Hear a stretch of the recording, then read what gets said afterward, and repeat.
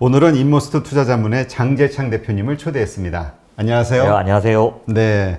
지금 코로나19 백신이 이제 연이어서 지금 성공적으로 개발이 됐다 이런 뉴스들이 나오고 있는데요. 네. 그러다 보니까 이제 시장은 이제 코로나 이후 백신 장세를 준비해야 되는 거 아닌가 이야기들이 나오고 있죠. 네네. 그러다 보니까 이제까지 시장을 이끌었던 성장주는 이제 팔 때 아닌가, 네. 이제부터는 소외됐던 컨택트 관련 주들을 사야 되는 거 아닌가, 이러한 이야기들이 많이 나오고 있거든요. 네. 어떻게 보시나요? 이 시장 상황을? 네. 정확하게는 성장주 팔고 가치주를 사라는 부분은 일리 있는 부분은 있는 것 같고요. 뭐 복잡하게 말씀드리는 건 아니지만 약간 성장주도 코로나 때문에 특혜를 받아서 실적이나 이런 것들이 갑자기 좋아진 그런 쪽도 있지만 저는 여러 번 이제 기술주라고 얘기 드렸던 그 크게 시장의 구조를 바꾸는 그런 쪽들은 아직 팔 때가 아닌 거라고 생각이 들어서 그쪽을 팔고 가치주를 사라는 데는 동의를 못한다라는 부분이 좀 있고요. 두 번째는 가치주도 기본적으로 코로나에 의해서 너무 피해를 봤기 때문에 실적이 악화돼서 소위 말하는 백신 관련해서 그런 백신 장세에 뚜렷한 그런 종목들, 여행이라든지 항공 이런 쪽들은 아직은 좀 사기 어렵다.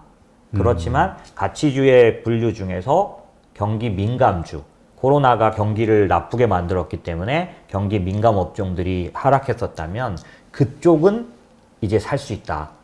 혹은 사야 한다라고 생각하는 편입니다. 네. 그 말씀은 이제 우리가 경기 민감주 하면 일단 전부 컨택트 관련주들이라고 표현을 하는데 많이 그렇습니다. 예, 그 가운데에 성장주로 표현할 수 있는 것들이 섞여 있다. 이렇게 이해하면 되겠네요. 맞습니다. 네. 네.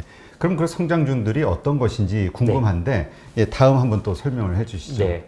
사실은 저는 지난번에도 말씀드리지만 갑자기 시장에서 컬러가 바뀌는 예를 들면 섹터 로테이션이라 그래서 사실 제가 시장에서 경험해 본 바로는 지금처럼 명확하게 어떤 그 향후의 향후 미래가 굉장히 긍정적으로 기대는 되지만 거의 지금 바이든이 대통령이 취임 못한 한 달 반 정도의 그런 불확실성 기간이 있을 때 시장은 뚝 떨어져 버리지 않지만 올라가지도 못하기 때문에 대부분 순환매라고 말하는 그런 모습이 나타납니다. 네. 그래서 그 순환매에는 저는 항상 예전에도 마찬가지지만 참여를 잘 안 했고요.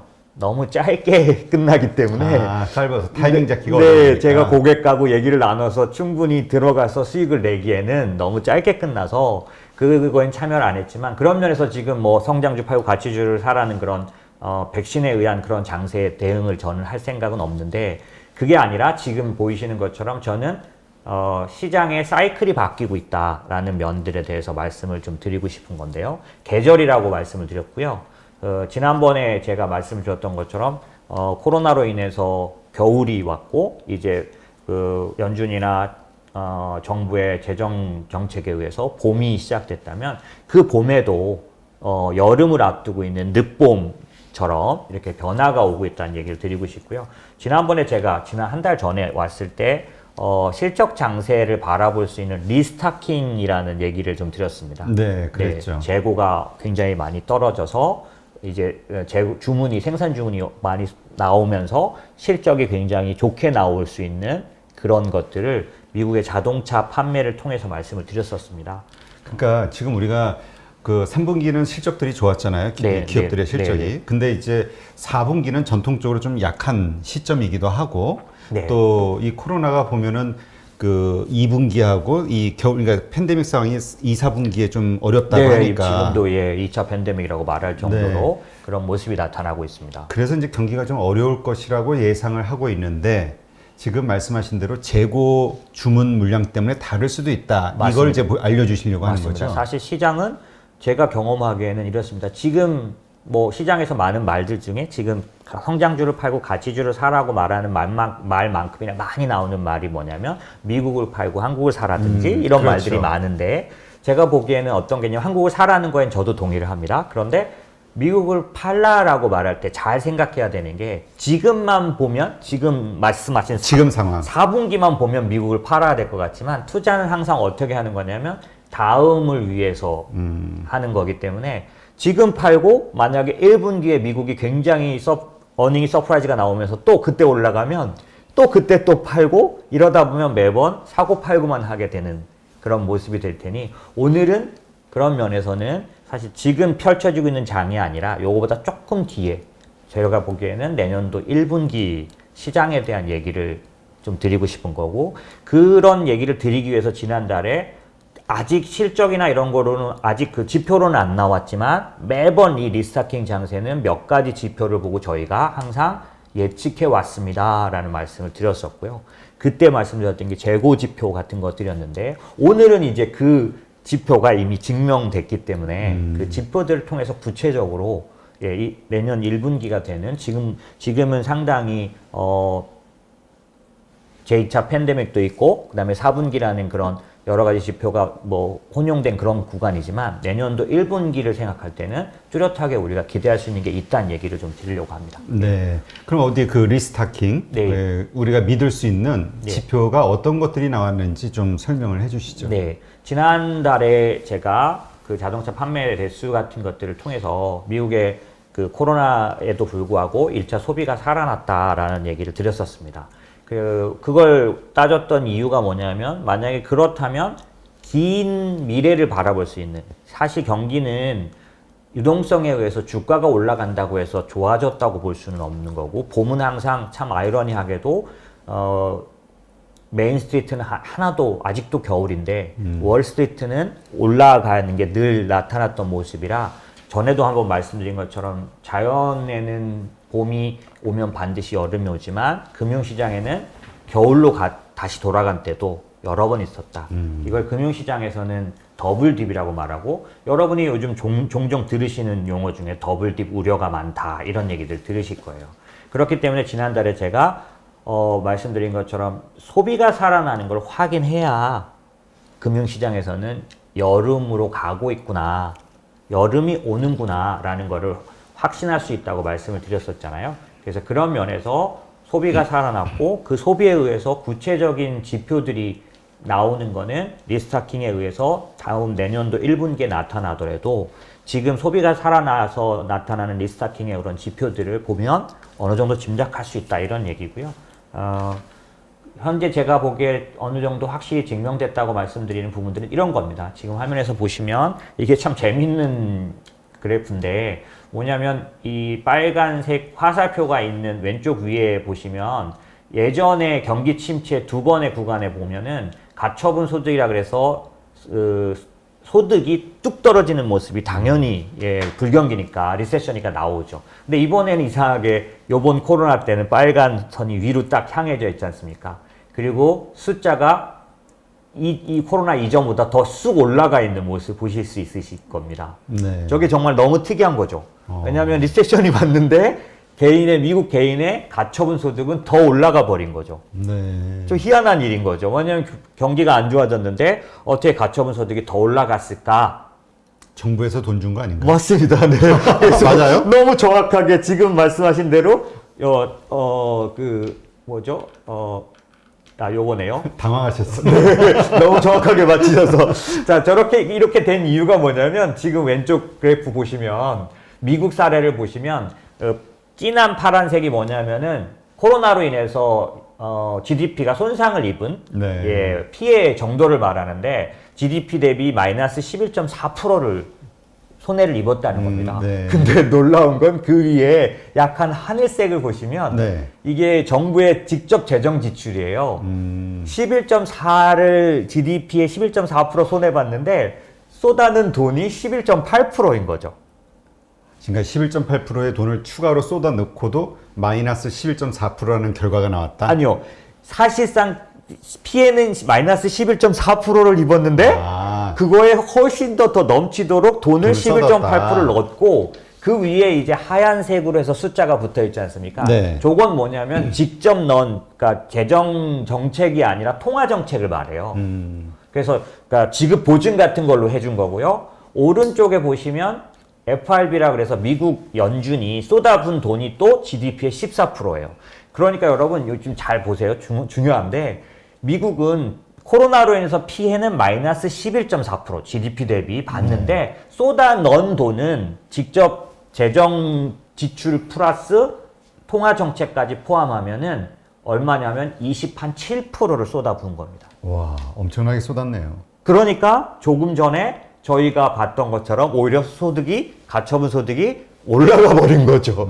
지금까지 이런 리세션에서 한 번도 보지 못했던 저 소득이 살아나는 그 보면 이전에 그 리세션 때 보면은 격차를 두고 올라오지 않습니까? 네. 경기가 회복되는 시간이 필요하니까요.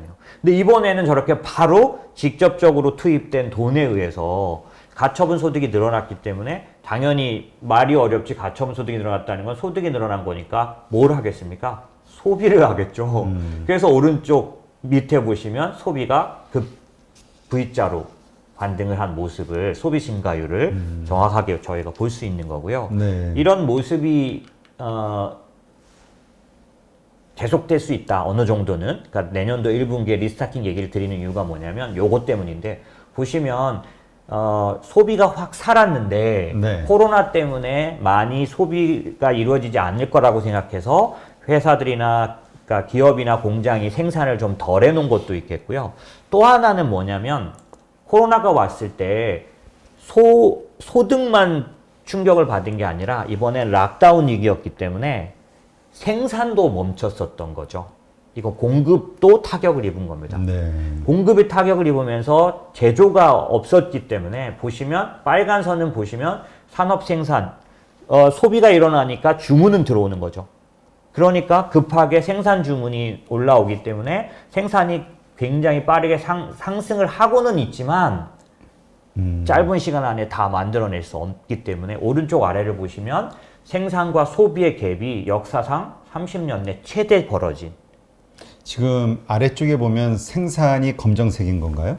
그러니까 저 점선이 생산 마이너스 소비. 그러니까 생산과 소비의 차이의 증가율입니다. 네. 그 갭이 저만큼이나 벌어진 게 30년 내에 최대라는 거죠. 이게 무슨 말이냐면 예측이 너무나 틀렸고 그 다음에 중요한 건 코로나는 공급도 타격을 입은 쇼크였기 때문에 락다운 때문에 사실 중국 말고는 다 공장이 오랫동안 서 있었지 않습니까? 그렇죠. 그러니까 소비가 갑자기 확 살아날 때 대응하는 그런 그 제조가 그 생산이 저만큼 갭을 확 두고 나타날 수밖에 없으니 자 리스타킹이라는 게 간단한 겁니다. 저렇게 갑자기 수없이 많은 주문이 들어왔는데 소비가 살아났으니까 과거에는 어느 정도 준비돼 있었기 때문에 갭이 적었기 때문에 이걸 내보내면서 생산을 하면 됐는데 지금은 갭이 너무 크니까 그동안 우리 락다운 하고 있는 동안 가지고 있던 재고들을 다 써버려서 그렇죠. 지금은 이제 주문이 와도 만들어서 줘야 되니까 시간도 걸리고. 맞습니다.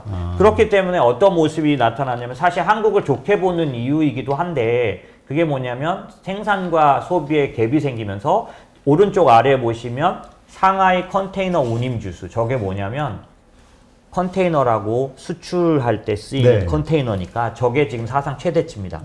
무슨 뜻이냐면 수출이 수입이 있다. 엄청나게 지금 늘어나고 있는 거죠.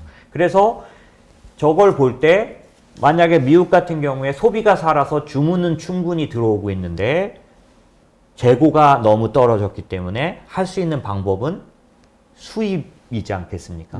그렇죠. 그런데 공장이 그래도 정상적으로 돌아간 나라는 사실 중국, 한국, 대만 요런 정도니까 지금 한국은 굉장히 좋은 수출 회복 모습을 보이고 있는 건 당연한 모습인 거죠. 그러니까 지금 사실 며칠 전에도 제가 방송을 하면서 분명히 세계 경제는 마이너스 다운이 됐고 여러 가지로 어려운데 우리는 왜 이렇게 자꾸 늘어나지? 어디에서 이 구멍이 생기는 건가? 이런 얘기를 했었던 적이 있거든요. 네네. 근데 이런 거군요. 그러니까 결국은 그러니까 부족한 물량들을 그러니까 경기가 좋아서가 아니라 생산을 못 하고 있기 때문에 각 나라에서 맞습니다. 그거를 지금 가능한 중국이나 한국에 오더를 계속 주는 수밖에 없었던 맞습니다. 거군요. 네. 사실은 오늘은 제가 차트 그래프를 안 넣어놨지만 그 대표적인 업종이 화학입니다. 한국에. 지금 화학이 상당히 많이 올라가고 있죠. 그러니까 LG 화학이 자동차 배터리, 전기차 배터리로만 보시는데 그 나머지 화학 부분이 엄청난 호황입니다. 왜 그러냐면 오늘은 제가 차트 못 보여드리는데 화학 제품의 생산 가능한 납품 가능한 상태가 아시아 쪽에 쫙 다 미국, 유럽 이런 쪽은 10% 20%밖에 불가능하고요. 아시아는 충분히 준비된 상태입니다. 특별히 예를 들어서 화학 그 제품들 중에서 하여튼 우리나라가 제일 많이 LG화학에서 제일 많이 생산하는 그런 제품들이 미국에서는 지금 멈춰서 있고요. 저희가 이제 완전 호황을 맞은 그런 상태라서 단기적으로는 화학 업종은 충분히 투자하실 만큼 사실 그런 모습이 나타나고 있는 거죠.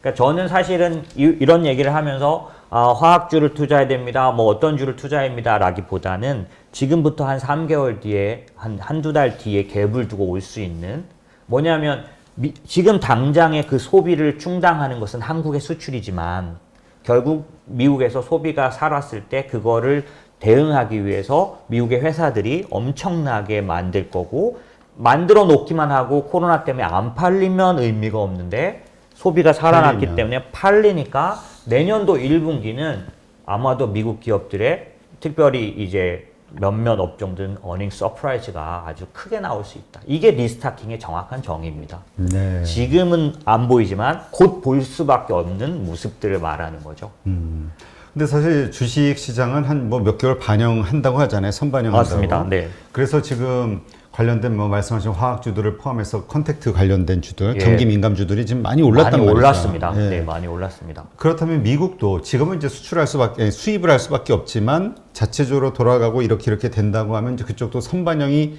되고 있는 건가요? 아니면 앞으로 될 건가요? 앞으로 될 겁니다. 아직은 그러면 선반영되지 않았다. 맞습니다. 지금까지는. 그래서 사실은 지금 시장에서 말하는 그런 어떤 센텐스들을 항상 잘 보셔야 되는데 미국 팔고 한국을 사라고 글로벌 IB들, 미국의 IB들이 다 공통적으로 말하고 있는데 환율도 한국은 도움을 받으니까. 그렇죠. 근데 문제는 뭐냐면 제가 경험한 투자 시장은 지금 따라가면 안 됩니다.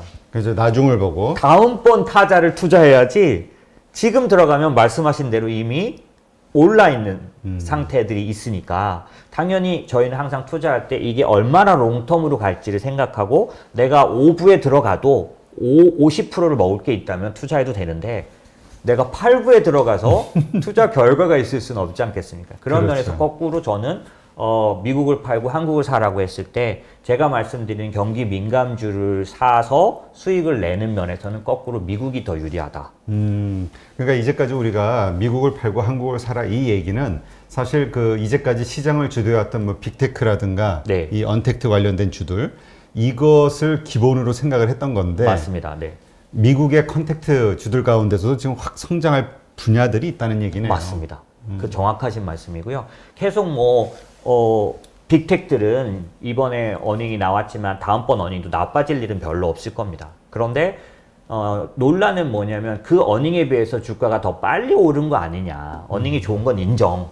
하지만 그 어닝에 비해서도 너무 주가가 빨랐다라는 얘기가 계속 나올 텐데 그러면 그런 것과는 달리 미국에서도 민감주들은 코로나 때문에 타격을 받았으니 실적이 안 좋았었고 그 다음에 그런 것 때문에 주가도 충분히 내려와 있었는데 한국처럼 지금 이런 환율도 좋고 수출 지표도 좋아지는 이런 상황이 미국에도 이제 나타나게 된다면 오히려 지금 볼 때는 미국의 경기 민감주들을 사는 그런 다만 이게 항공주나 여행주 같은 걸 말하지는 않는 그래서 저희 회사에서는 저희는 자문사라서 선택한 게 뭘 선택했냐면 업종 중에서 저희는 주로 섹터를 투자하니까요. 섹터 중에서 경기 소비재라는 섹터가 있습니다.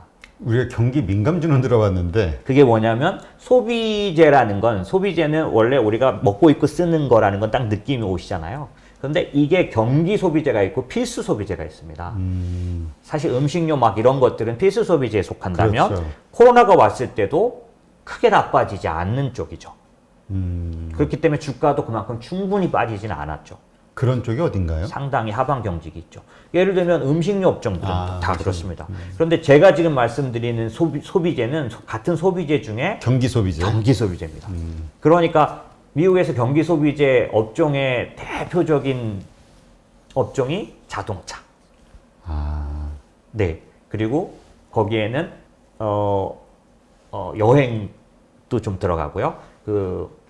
제일 대표적으로 그쪽 경기 소비재 대표 종목이 사실 아마존이기 때문에 좀 혼동이 오시겠지만 소비재는 소비재인데 경기에 그래서 그 재량 소비재라고도 부르고 보통 영어로는 시클리칼이라고 부르는데 그 컨슈머 디스크리셔널이라는 업종이 그쪽에 속합니다. 네. 그런가 하면 저희는 또 하나는 이제 뭐 바이든 관련주라고 보실지 모르겠지만 신재생 에너지 관련된 투자에 어떤 게 들어가냐면 인프라 관련된 투자 부분이 같이 들어가는데 인프라 투자는 경기가 좋아지는 부분과 만났을 때 어떤 쪽이냐면 소재라든지 산업재 같은 쪽들이에요. 근데 이게 또 상당 부분 경기 민감 쪽이고요. 그러다 보니까 경기 민감에 관련된 지금 말씀드린 것처럼 미국의 경기 민감 관련된 업종이나 주식을 투자하는 거에 있어서 저희는 이제 아까 말씀드린 사이클에서 이제 이 다음 타자가 이쪽이다라고 어느 정도 소비라는 걸 확인했기 때문에 이쪽을 사는 준비들을 했고 그런 걸 사놓고 뭐 그러고 있다라는 거죠. 네. 그러니까 지금 한국의 그 경기 민감주들은 지금 이제 오를 만큼 올랐으니 네네네. 이제까지 한국에 의지해서 이렇게 가격을 올리게 했던 이유가 되는 미국의 그 기업들이 본격적으로 이제 생산을 하기 시작하는 4분기, 네. 1분기를 내다보고 네. 지금 그쪽 기업에 투자를 하는 게 유리하다. 맞습니다. 예. 저희 같은 만약에 지금 한국이 오를 만큼 올랐다고 보기에는 한국도 이제 내년 많이 1분기도 올랐죠. 반영되겠지만은 사실은 눈에 보였기 때문에 그 지난달에 제가 와서 말씀드릴 때 재고를 다룰 때 미국은 후입 한국은 선입 선출을 쓰지만은 미국 같은 경우는 후입 선출을 쓰기 때문에 재고 지표상으로 분리해서 아마 한국 지표가 언제나 이렇게 봄 장세에서 리스타킹을 나타낼 때 한국은 지표가 항상 더 좋게 보인다. 이쪽 이머징 쪽은. 그래서 오늘도 신흥국 관련된 주제가 있지만 신흥국들이 항상 요럴 때 올라가는 이유가 실적이 좋게 보일 수밖에 없는 재고 계산법을 쓰기 때문에 하지만 미국은 재고 계산법이 호입 선출이긴 하지만 실제로는 나타나고 있는 모습이 있다는 거죠. 네. 후입 선출의 의미를 조금 쉽게 설명해 주세요. 선입 선출, 후입 선출. 선입 선출한 거 뭐냐면은 재고를 이제 만약에 물건을 원자재를 구입할 때 6개월 전에 산 게 있고 지난달에 산 게 있는데 창고 안에는 얘가 섞이겠죠. 그렇죠. 섞여 있겠죠. 근데 그러니까 그 장부 처리를 할 때는 이번에 주문이 들어오면 나간 물건을 6개월 전에 산 건지 부품이니까요. 한 달 전에 산 건지를 정해야 됩니다. 왜냐하면 가격이 다른 거예요. 6개월 전에 들어왔을 때는 기본적으로 지금 우리가 예상하기에는 더 싸다고 볼 수밖에 없는 게 지금처럼 이렇게 돈이 많이 풀리고 이런 상태가 되면 항상 원자재가 움직입니다. 봄 장세에서는 봄과 여름의 사이에서는 원자재 가격이 항상 오르는 거죠. 그리고 항상 그때는 달러 약세니까 원자재가 활발하다 보니 당연히 산 그 부품의 값은 최근에 한 달 전에 산 거는 높을 수밖에 없거든요. 그러면 6개월 전에 살 때는 톤당 100불이었고 지금 한 달 전에 살 때는 톤당 1000불이 됐다면 만약 극단적으로 말했을 때요. 재고 지표 계산하는 방법에 따라서 앞에 들어온 걸 앞에 나가는 거를 처리하는 선입 선출은 100불에 사서 납품을 한 거지 않습니까? 그러니까 원가가 100불로 처리되니까 이익이 많이 남은 걸로 처리가 되다 보니 실적이 당장은 좋게 나오죠. 그런데 미국은 후입 선출이니까 어떻게 되냐면 똑같이 물건을 팔았는데 최근에 산 1000불로 산 걸로 처리를 하니까 당연히 이익도 별로 안 남은 걸로 나오고 그 다음에 여기 남아있는 것도 보통 제가 자산으로 잡는데 1000불짜리가 빠지고 100불만 남아있지 않습니까? 아시아는 어떠냐면 한국은 100불이 빠지고 1000불이 남아있으니까 자산도 높게 잡혀. 이익도 높게 잡혀. 그러니까 초반에는 당연히 아시아나 한국의 실적이 이렇게 리스타킹 장세 때는 너무 좋은 걸로 일찍 서프라이즈로 나오는 거죠. 네. 수출 지표가 좋아지는 이유는 바로 그거죠. 네. 하지만 현상적으로는 그 안에 섞였던 것 뿐이라서 같은 건데. 네, 미국도 곧 다음 분기에는 진정한 서프라이즈가 나온다. 이게 제가 지난달에 설명을 드렸던 내용인 거죠. 네. 근데 왜 저는 지난달에 이해를 못하고 이번 달에 이해를 하죠? 왜냐하면 제가 설명을 잘 못 드린 거죠. 그러니까 네. 저 혼자 막 생각하고 말씀드렸던 거죠. 네, 알겠습니다. 그래서 지금은 오히려 우리가 미국의 그 컨택트 주들, 그러니까 경기 소비재 네. 관련된 주식들에 투자를 해야 되는 맞습니다. 때다. 네, 맞습니다. 이렇게 이해를 하면 되겠네요. 맞습니다.